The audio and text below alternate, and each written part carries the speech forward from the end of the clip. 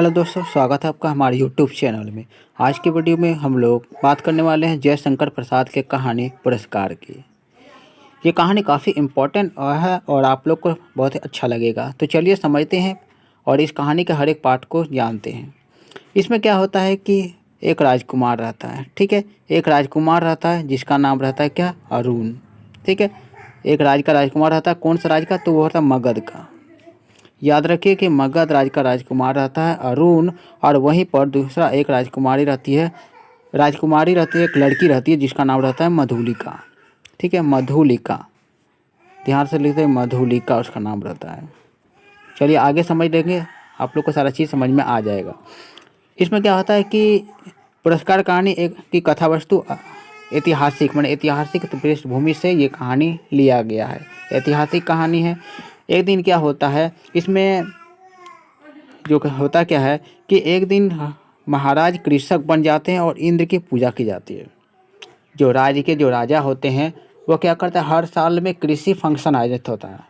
हर साल कृषि फंक्शन आयोजित होता है और कृषि फंक्शन के समय क्या करता है, वो किसी एक किसान का खेत ले लेता है और उसमें खेती करता है। और ये जो त्यौहार होता है वो उसमें इंद्र पूजा होती है। तो उस साल क्या होता है कि पूर्व मंत्री श्री मित्र की एकमात्र कन्या मधुलिका का खेत महाराज की खेती के लिए चुना जाता है। यानी कि मधुलिका के खेत में क्या करता है, अब राजा खेती करेगा इस साल, ठीक है। एक दिन के लिए खेती करेगा, पूरे साल के लिए नहीं, एक दिन के लिए खेती करता है। यानी कि वो खेत राजा ले लेता है और उसके बदले में क्या करता है, राजा मधुलिका को स्वर्ण आभूषण यानी कि सोने चांदी देते हैं। मगर क्या करता है कि मधुलिका सोना चांदी लेने से इनकार कर देती है। वो कहती है कि मुझे ये स्वर्ण चांदी नहीं लेना है, ठीक है। आगे क्या होता है कि उस फंक्शन में होता क्या, उस प्रोग्राम के समय में जो मगध का राजकुमार होता है अरुण, वो भी आया हुआ होता है, ठीक है। अरुण जो होता है उस फंक्शन में आया हुआ होता है। अरुण जब मधुलिका को देखता है तो उसके रंग रूप को देखकर काफ़ी प्रभावित होता है। उसी दौरान अरुण क्या करता है, मधुलिका से अपनी प्रेम का इजहार भी करता है, लेकिन मधुलिका उससे साफ इनकार कर देता है, ठीक है। मधुलिका ने साफ इनकार कर दिया। फिर समय बीतता है, ठीक है। समय बीतता है।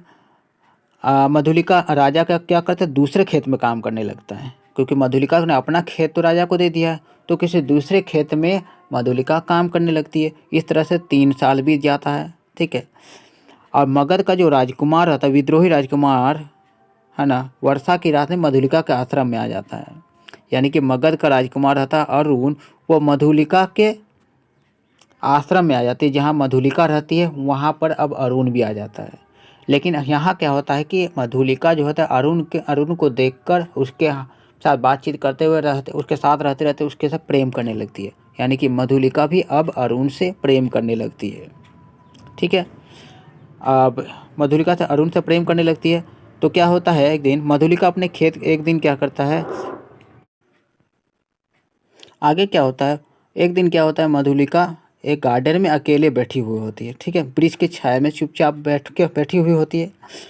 वो एकदम अकेली हो जाती है। तो मगध का राजकुमार अरुण जो होता है मधुलिका से मिलने आता है और उससे कहता है कि तुम्हें कौशल नरेश से उसका भूमि वापस दिलवा देंगे, ठीक है। कौशल नरेश ने जो तुम्हारे भूमि लिया था राजा ने, उसे तुम्हें वापस दिलवा देंगे, ठीक है।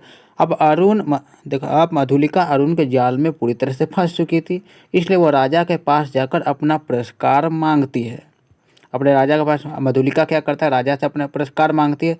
तो राजा क्या करता है, राजमहल के दक्षिण के नाले के पास वाले जंगल के कुछ बंजर हिस्से प्राप्त कर लेता है। मैंने ये जो बंजर हिस्से, कुछ खेत जो होता है, राजा पुरस्कार के रूप में मधुलिका को देता है, ठीक है। इसके बाद रात के तिहरे पहर कौशल के श्रेष्ठ दुर्ग पर आक्रमण करने का षड्यंत्र रचता है। अब क्योंकि इसमें क्या कराता है कि राजकुमार जो होता है, मगध का राजकुमार अरुण के साथ ही मधुलिका रहती है, ठीक है।